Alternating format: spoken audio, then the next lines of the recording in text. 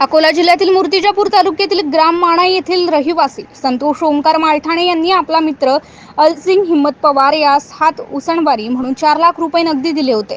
सदर पैसे परत करण्यासाठी ठरल्याप्रमाणे 4 लाख रुपयांचा धनादेश आपल्या मित्रांकडून लिहून घेतला होता, परंतु सदर चेक बँकेत जमा करून वटवण्यासाठी दिला असता बँक खात्यात पैसेच नसल्याचे चेक अनादरित झालाय।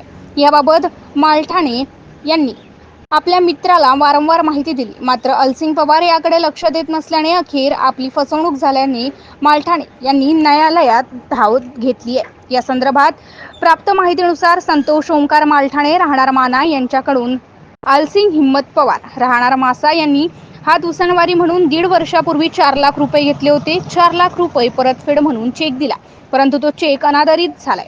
या दरम्यान सदर प्रकरणी 7 मार्च 2024 रोजी संतोष मालठाणे यांनी अलसिंग पवार यांच्या विरुद्ध विद्यमान मुख्य न्यायदंडाधिकारी अकोला यांच्या समक्ष प्रकरण दाखल केले। सदर प्रकरणी दिनांक 9 सप्टेंबर 2024 रोजी तारीख निश्चित ठरली आहे। दरम्यान अलसिंग पवार यांच्या मालकीचे मासा येथे एक प्लॉट त्यावर घर बांधले आहे। हे घर पवार विकण्याच्या बेतात आहेत, परंतु मालठाणे यांना पवार यांच्याकडून 10 लाख रुपये घेणे आहेत। ते वसुली करण्यासाठी पवार यांच्या विरुद्ध मालठाणे दावा सक्षम दिवाणी न्यायालयात दाखल करणार आहेत। त्यामध्ये पवार यांची मालमत्ता जप्त करण्याचा अर्ज सुद्धा दाखल केला जाणार असल्याचे समजते। NCN न्यूज मराठी करिता धनराज सपकाळ, जिल्हा प्रतिनिधी अकोट। माझे नाव संतोष ओंकारराव मालठाणे, मी माना गावचा रहिवासी आहो।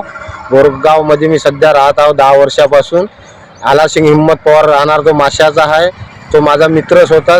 त्याला मी 4 लाख रुपये शेत विकून दिले। त्यानं मला चेक दिला तो म्हणे बँकेतून पैसे काढून घे तू।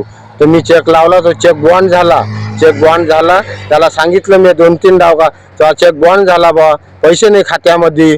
तो म्हणे पैसे आहेत, तर मग दुसरा लावला, तिसरा लावला, त्याच्या खात्यामध्ये 1 रुपया नाही। नंतर मी कोर्टाला चेक लावला, आता केस लढू राहिलो। तर मा म्हणणं आहे का कोर्टानं तरी मला न्याय द्या, गरीब माणूस आहो मी। बापदादाची शेती होती, बापदादाची शेती विकून यांना मी पैसे दिले।